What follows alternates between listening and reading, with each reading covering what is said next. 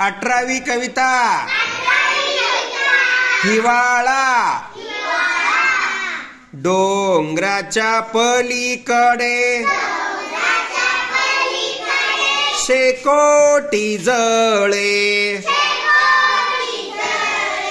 शेकत बसलेत डोंगर निळे। उंच आभाळात रंगत जुळे, तळ्यात संथ धुके विरघळे। झाडावर डुलतात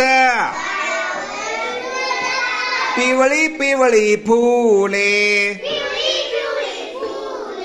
उसाला लागलेत लांब लांब तुरे। ऊसन शेंगा चिंचानी बोरे, पेरू ही पिकून झालेत पिवळे। थंडीचा वारा